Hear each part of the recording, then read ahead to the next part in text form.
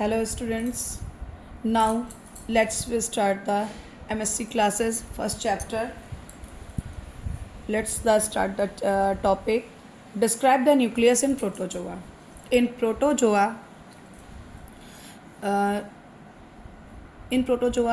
जो possesses nuclei which is different in shape. All protozoans possesses nuclei which is different in shape. Number first, three classes are present in protozoa: Mastigophora, Sarcodina, Sporozoa. In this class, other types of protozoans are present. In this protozoans, flagella are present, which helps in the locomotion. So now let's see the first number first, Mastigophora number second, Sarcodina number 3, Sporozoa. मैं आपको ये बताना चाहूँगी जितने भी protozoans हैं उनमें nuclei जो होते हैं, क्योंकि न्यूक्लियाई एक मोस्ट इम्पॉर्टेंट सेल ऑर्गेनल होता है जो कि सभी प्रोटोजोन्स में उपस्थित होता है या प्रेजेंट होता है, उसको 3 वर्गों में बांटा गया है: मैस्टिगोफोरा, सार्कोडीना, स्पोरोजोआ। तो सबसे पहले हम मैस्टिगोफोरा वर्ग में जो भी प्रोटोजोन्स आते हैं उनके बारे में पढ़ेंगे।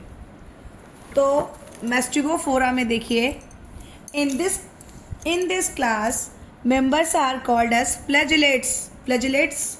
जो मैस्टिगोफोरा के जो आपके प्रोटोजोन्स हैं उनको फ्लैजेलेट्स क्यों बोला जाता है? फ्लैजेलेट्स इसलिए बोला जाता है क्योंकि वो लोकोमोशन नहीं कर सकते, उनमें फ्लैजेला या रुएं के आकार की संरचनाएं होती हैं।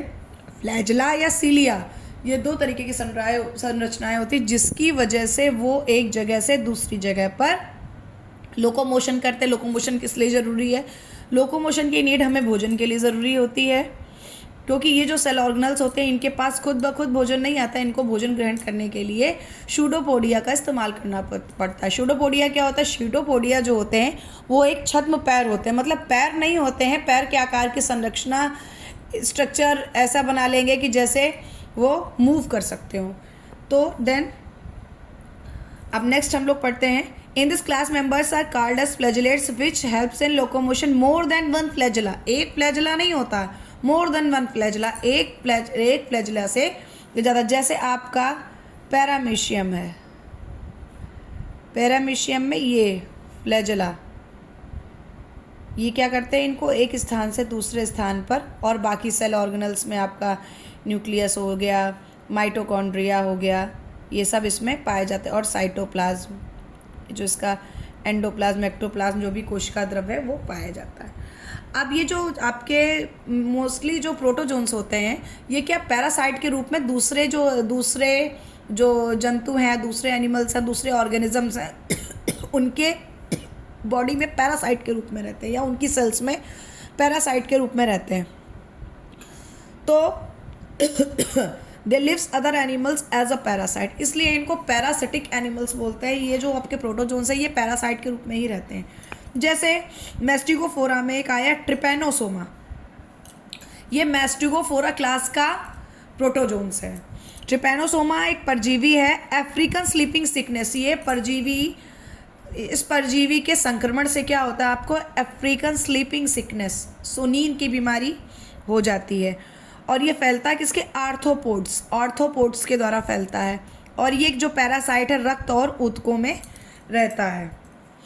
इस पैरासाइट की रचना इस तरीके से होती है, ये देखिए स्ट्रक्चर, और इसमें ये फ्लैजेला, ये जो हमने ये बनाया है स्ट्रक्चर, ये फ्लैजेला का, तो इसको बोलते हैं अटैच्ड फ्लैजेलम। और इसमें क्या है? काइनेटोप्लास्ट जो होता है, जो फ्लैजेला होता है उसके बेसमेंट में उपस्थित होता है। एक सेल ऑर्गेनल से जो काइनेटोप्लास्टेड वर्ग के ये काइनेटोप्लास्टेड वर्ग के प्रोटोजोआ ही बोले जाते हैं, जैसे ट्रिपैनोसोमा हो गया, लिस्मेनिया हो गया, जियार्डिया हो गया, ट्राइकोमोनास हो गया। तो इसमें काइनेटोप्लास्ट पाया जाता है। और आप लोग को पता है जो अंदर जीव द्रव्य भरा होता है सेल्स के अंदर, इस परजीवी के अंदर, तो उसको बोलेंगे एक्टोप्लाज्म और एंडोप्लाज्म, और जो बाहर की तरफ, बाहर कोशिका की तरफ जो जीव द्रव्य दिखाई देता है उसे बोलता है एक्टोप्लाज्म। और इसमें एक स्ट्रक्चर होता है लास्ट, जहाँ पर जो आपका फ्री फ्लैजेलम होता है वहाँ पर पेलाइड नाम का एक स्ट्रक्चर होता है और एक न्यूक्लियस होता है। इसमें केवल एक न्यूक्लियस होता है।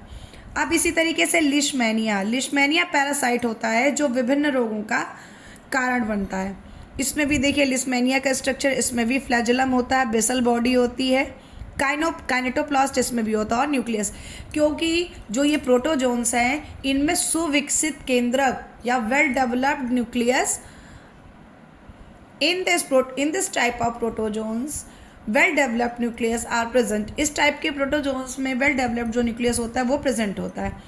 अब ये जियार्डिया प्रोटोजोआ है, ये मेस्टिगोफोरा वर्ग का प्रोटोजोआ है। ये प्रोटोजोआ क्या करता है, आंत में फैला होता है या आंत को इन्फेक्ट करता है और दस्त का कारण बनाता है। अब ट्राइकोमोनास, ये प्रोटोजोआ आपके यूरिनोजेनाइटल पाथ मतलब मूत्राशय जो होता है उसको इन्फेक्शन का कारण बनाता है। ये जो परजीवी होता है या ट्राइकोमोनास नाम का प्रोटोजोआ का जब इन्फेक्शन होता है तो यूरिनोजेनाइटल पाथ में इन्फेक्शन का कारण बनता है। अब मेस्टिगोफोरा के बाद आया आपका सार्कोडीना। अब हम लोग देखते हैं सार्कोडीना जो था, सार्कोडीना भी एक तरह का प्रोटोजोआ होता है।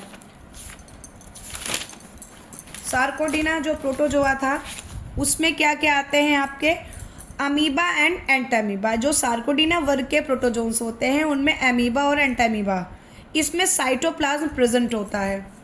In the Sarcodina class protozoa have pseudopodia which helps the protozoans to accept the food and locomotion. जो फीचर्स आपके मेस्टिगोफोरा में थे वही सार्कोडीना में।